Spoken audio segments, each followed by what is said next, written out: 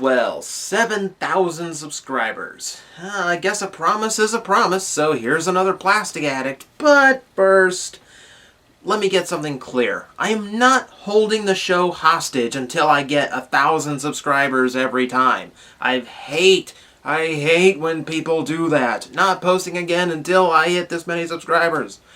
You're not going to get anywhere that way. This is a reward for everyone who has been following me and discovering me. And this is to celebrate each milestone as we go to 10,000. That being said, I am planning other Plastic Addict episodes besides this one. In fact, I've got one almost ready to go now. I just happened to hit 7,000 before I could finish it. And as I did hit 7,000, once again, it is time to go to the top 5 worst Transformers ever. And this one is kind of special because it's the most modern toy on the list. Number 4 of the worst toys of all time is Revenge of the Fallen Demolishor. This one was generously donated to me by my friend Joe, who then promptly got me stuck in a traffic jam and made me miss the fire show at MetroCon. No, Joe, you're never going to live that down. But he is very distinct in the fact that he's one of the very few people to ever deliver a Plastic Addict victim to me in person. I should have thrown it back at his head. We start in vehicle mode, where the first thing you'll notice is this really isn't colored like Demolishor was in the movie, is he? No, it looks closer to Scavenger, one of the pieces of Devastator. And they also did it to Rampage, even though they were the same vehicles. Technically, they weren't the same characters. They did it just so they could sell the repaint that was accurate later on. How classy, Hasbro. Now, really, from this angle, it doesn't look too bad, but the second I expose any part of the rear, yeah, there are issues. I will give you a hint. The real RH400 excavator that this is based on doesn't look like that in the rear. It doesn't look like a broken mess, believe it or not. It doesn't have this huge hollow gap in it that exposes the robot mode head on the bottom. In fact, even the details they could have gotten right, I understand. This is for robot mode to work. And, it's a Transformer. I expect both modes to have a little bit of a sacrifice so that the other mode can work. You will see how flawed that logic is once we get there. But even the stuff that they could have gotten right, they didn't. The detailing on the top isn't close to what the real thing looks like either. And while I do like all the nice little railings they attached on here, they're supposed to go all the way around. In fact, they molded it in, didn't even bother to paint it, and pretty much gave up on trying to make it look correct. You'll also notice I'm doing a lot of this, picking up and setting down for this review. That is because these treads do not roll. There are no fake wheels, there is nothing. In fact, the treads provide so much friction, you can't even shove the thing along on top of a desk. And you really, Hasbro? As long as you've been doing this, you couldn't figure out how to put some fake wheels in there so it could at least be scooted around on a table? You know how you've been good at that for years. You know how many toys I have around here that shouldn't be able to roll? I have every single car Transformer can roll. I have jet Transformers that can roll. I have other excavators that can all roll despite having plastic treads. I have motorcycles that can roll even though they fall over when you do it. I have spaceships. Spaceships that shouldn't even have wheels that can roll. I have a gun that can roll. Is that as stupid as it sounds? Pretty much. Also, I am really not a fan of what the transformation mechanics do to the treads. They look very hollow and broken up, to the point where I don't think these treads could push the real vehicle along if they looked like that. And speaking of the real vehicle, I guess we should get to the whole point of the excavator, which is the shovel arm. I will give it credit. It hinges here, here, and 2 of them are ratcheted joints, so it can hold some positions and some weight if you want to put something in the bucket. But besides that, this thing does not impress me. Aside from just looking too thick for the vehicle, which I'm sure that might actually be how it looks in real life. I need better pictures. This really doesn't do much for me, because this is where we get to see the mech tech. You raise the front of the arm, and little drums rotate in the middle. Really? That's all you got? I've seen, there are deluxes with big gear movement in the chest that I still can't figure out. There are toys that partially transform on their own with the flick of a single piece. And this was one of the first demonstrations you decided to make of this new Mech Tech gimmick that was going to sell the whole line? Yeah, not doing it. Also not a fan of the paint apps. They made it look dirty around here, which I can appreciate, but they didn't bring it to the top, and they didn't bring it to the rest of the arm. They also tried to make the bucket look dirty, which I can appreciate. I like some gradient effect when they can work it in. On the other hand, inside the bucket, half of it is pitch black all the way through, and the other half is actually partially white, like there is a gradient effect. Meaning I can't tell which way it's supposed to be. Nice QC work, Hasbro.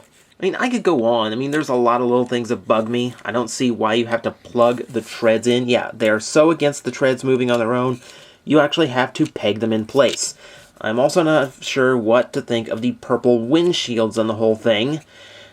More than that, for as little as this thing offers, why was this a Voyager? Why do people have to pay $22 to realize that this design is terrible? The only reason it's even a Voyager is because he was so freaking big in the movie, and that is no excuse for making it big. By that justification, you could have made him a leader class. Oh wait, no you couldn't. You know how many people would be pissed off if they had to pay $45 to find out how much this toy sucked? It's only worth a $12 deluxe. If the engineering and the design is only worth a $12, just make it worth $12. We don't want to pay $22 to get this kind of mess. It's the same reason why I get upset over Leader Blackout. Just because he was big in the first movie, you really want to pay $45 for a figure that was only in the movie for 5 minutes, half of it being in the dark, just because he's really big? It's a character who died by getting shot in the crotch by a human character. Why would you want a leader class of him? So he could have light-up death crotch action? This is Transformers! We make jets and motorcycles the same scale all the time, and no one ever... Oh, okay. I'm sorry. It's a bit of a tangent there. Okay. Just lost a little bit, I'm sorry. Why was I mad again?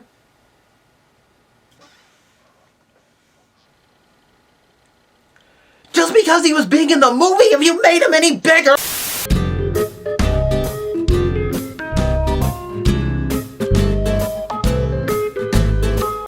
Okay.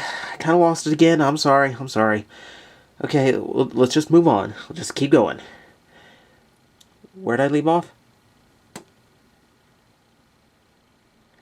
I feel rage again. Okay, it's pressing forward. Let's just keep going to robot mode. Though I use that phrase very hesitantly. This is not a robot mode. What he looks like is a power link combiner that's missing his legs. Really, I am at a loss. I don't know what to demonstrate on this toy at this point, because this is pretty much all he can do.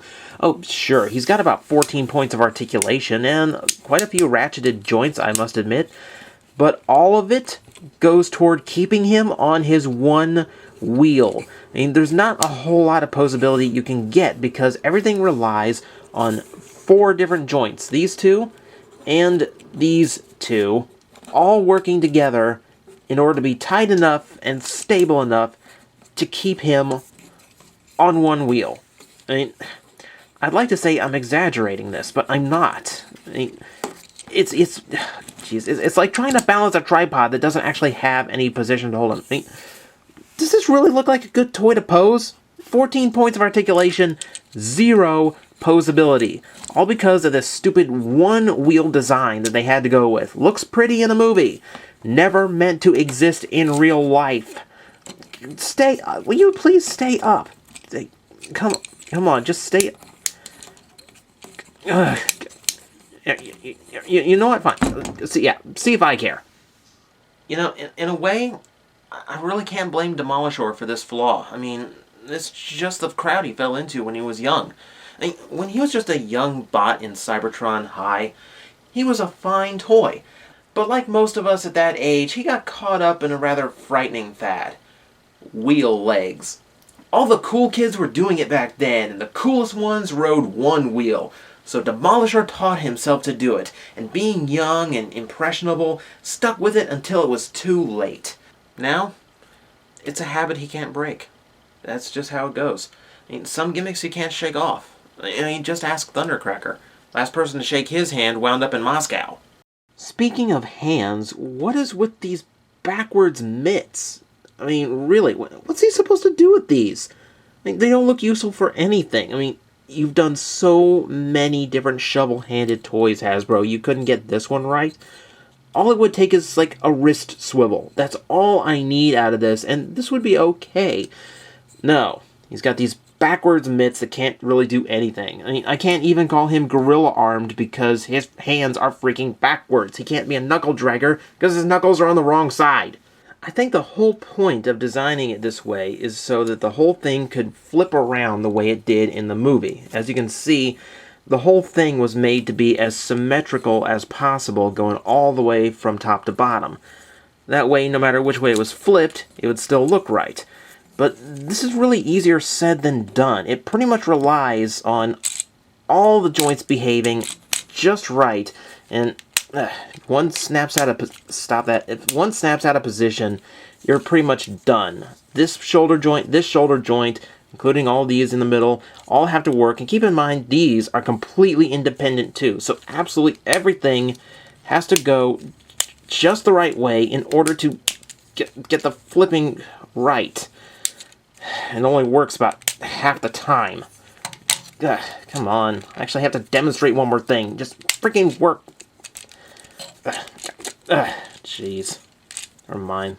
It's the best I'm gonna get. Pretty much the... Down.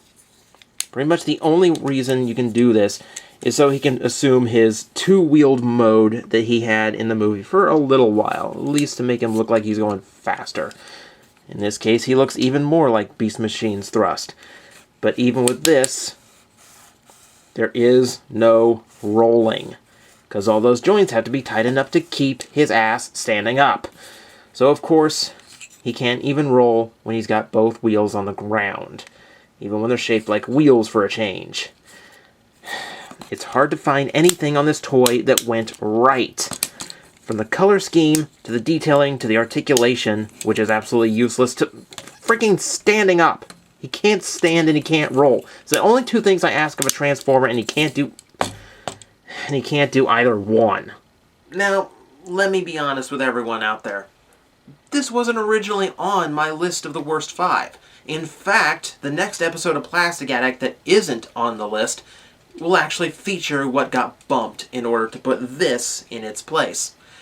No, the reason that I eventually decided this was the one to go with was because of the treads. And I don't mean just for the fact that they make him impossible to stand up and they make it impossible for him to roll, or be any kind of functional toy at all. I mean because eventually this toy will end in tears. This stuff technically isn't rubber. It's plasticized PVC. That is to say, PVC plastic that has been made to be a lot more flexible. This particular type of fake rubber is prone to drying out, cracking, eventually breaking down. You see this a lot on RID Optimus Prime and Magnus. You can see it sometimes on the smaller ones too, and you can see it on alternators sometimes. These toys are no older than 10 years, and they are suffering these problems. And that's just on rubber that's just sitting on a hub, on a little wheel rim.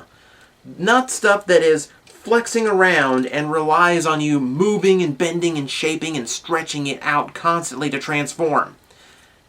This toy, I don't care if this is the one you intend to cherish for the rest of your life and is your absolute favorite toy. And yes, don't laugh. I've had people telling me that about Plastic Addict victims. This will eventually end in heartache because these treads will not survive 10 years. They will dry up, they will crack, and eventually this toy won't be able to stand up at all because it will lose the friction of the treads, and then it won't look like a proper vehicle either. So even if it can't roll, it's still going to look even worse. No, this toy because of time, is going to be completely ruined someday. And it is incredibly short-sighted of Hasbro to still create a toy that's going to do that. And then again, there is one other fact that keeps me from... really makes me hate this thing. And that is, the Legend did it better. It actually rolls. It has solid wheels, no rubber at all. That toy will actually be around 10 years from now. And that toy only cost $5. I got this for free, and I still feel ripped off. It took me an hour to film this toy review, and I want my time back. But this is what I am stuck with. I have to stay addicted so you can stay away. That is the way of the plastic addict. And that way will continue as we get ready to review number 3 in 1,000 more subscribers. Let the speculation continue. Meanwhile, I have to dig a hole big enough to bury this thing. You're going back to Shanghai, it looks like.